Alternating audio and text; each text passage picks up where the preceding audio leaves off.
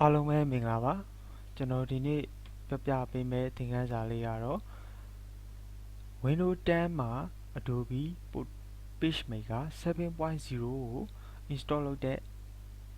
သင်ခန်းစာလေးပဲဖြစ်ပါတယ်ကျွန်တော်တို့ဒီ PageMaker 7.0 ကတော့နည်းနည်းလေး date အောက်နေတဲ့ version လို့ပြောလို့ရပါတယ်ဒါပေမဲ့အခုတည်းကကျွန်တော်တို့စာစီစာရိုက်ဒီဇိုင်နာတွေဥပမာနယ်တွေပေါ့အဲ့လိုဆိုလို့ရှိရင်ကျွန်တော်တို့ဒီ InDesign အစား PageMaker 7.0 ကိုအများအပြားသုံးကြတယ်ဘာလို့လဲဆိုတော့ကျွန်တော်တို့ဒီ PageMaker 7.0 ကကြာရင်သူက system requirement တွေနည်းတယ်သူရဲ့လိုအပ်ချက်လေးတွေနည်းတာဖြစ်တဲ့အတွက်ပြီးရင်ကျွန်တော်တို့ဟိုးအရင်ကတည်းကကျွန်တော်တို့သူ့ကိုသုံးနေကြဖြစ်တဲ့အတွက်ဒီ PageMaker 7.0 ကိုအများအပြားသုံးကြတယ်ဆိုတော့အခုကျွန်တော်တို့ Windows တွေ update တွေမြင်လာပြီး Windows 7 ကိုသုံးလို့မရတော့ဘူးကျွန်တော်တို့ Windows 10 ကိုသုံးရတော့မယ်ဆိုရင်ကျွန်တော်တို့ဒီ Windows 10 မှာကျွန်တော်တို့ဒီ PageMaker 7.0 ကိုဘယ်လို install လုပ်မလဲဆိုတာကိုကျွန်တော်ဒီနေ့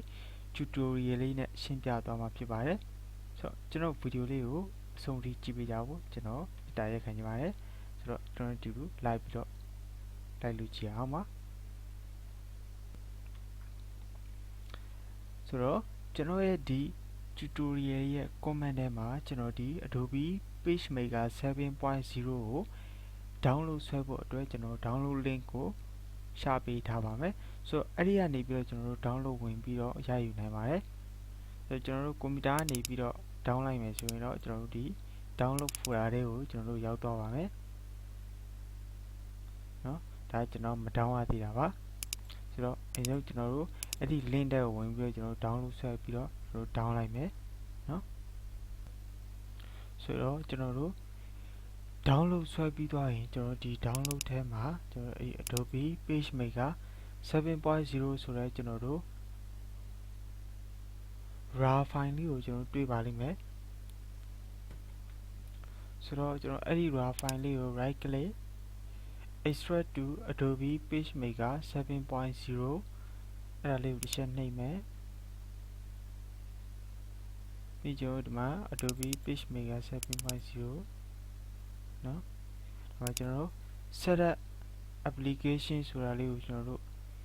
နှစ်ချက်နှိပ်လိုက်မယ်ပြီးရင် yes ပါ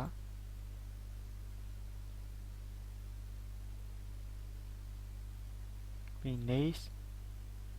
international english ကိုရွေးမယ်ပြီး next ပါပြီး next accept next ဒီမှာကျွန်တော် business ကိုရွေးရပါမယ်ပြီးရင်ကျွန်တော်မှာ title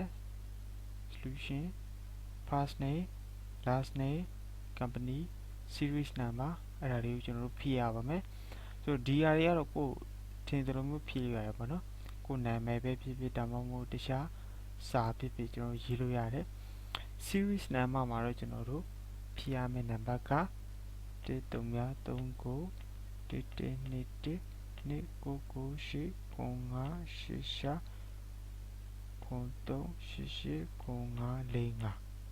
ဆိုတော့အဲ့ဒီ series number ကကျွန်တော်တို့ဒီ download ဆွဲတဲ့ raw file နဲ့မှာကျွန်တော်တို့ series ဆိုပြီးတော့ notepad ထဲမှာရေးထားပါတယ်เนาะအဲ့ဒါလေးကိုကျွန်တော်တို့ဒီမှာတစ်ချက်ဖြည့်ပေးပါပြီးရင် next ကိုနှိပ်ပါမယ်မှားနေပါတယ်တဲ့เนาะဆိုတော့အဲ့လေးချက်ကျွန်တော်တစ်ချက်ပြန်ကြည့်လိုက်မယ်ကျွန်တော်ဒီဒါပါเนาะ series number 1339 1388ပါเนาะ1388เนาะ9505 next yes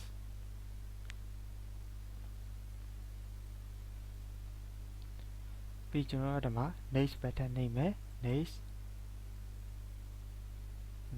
ဒါဆိုရင်သူက Adobe PageMaker 7.0 ကို install လုပ်နေပါပြီဆိုတော့ဒါမှကျွန်တော်တို့100ပြည့်တဲ့အထိခဏလေးစောင့်လိုက်ပါ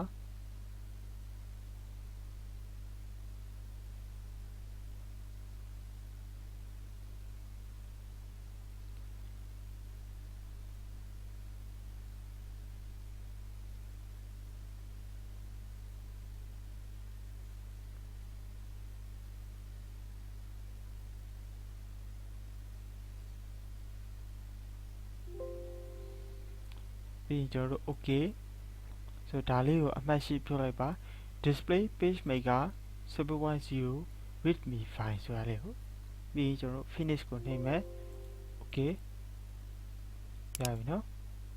ကျွန်တော်ပိတ်ရပြီဆိုတော့မှကျွန်တော်တို့ Windows 10မှာဆိုရင် Start ထဲမှာဒီထဲမှာရှိပါတယ်မှာ Adobe PageMaker 7.0 sorry ပါ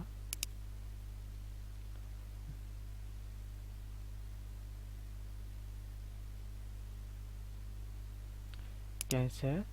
ဒါလေးပိတ်လိုက်မယ်ဆိုတော့ကျွန်တော်တို့ Windows 10မှာ PageMaker 7.0 installation လုပ်တဲ့သင်ခန်းစာကတော့ဒီမှာပဲပြီးဆုံးပါပြီဆိုတော့ကျွန်တော်ဗီဒီယိုလေးကိုကြိုက်နေတဲ့တယ်ဆိုရင်တော့ like and share လေးနဲ့အားပေးကြပါဦးကျွန်တော်ရဲ့ YouTube channel မှာလည်း subscribe လုပ်ပြီးတော့ကျွန်တော်ရဲ့သင်ခန်းစာတွေကိုလေ့လာလို့ရပါတယ်ကြည့်ရှုအားပေးတဲ့အတွက်အထူးပဲကျေးဇူးတင်ပါတယ်ခင်ဗျာ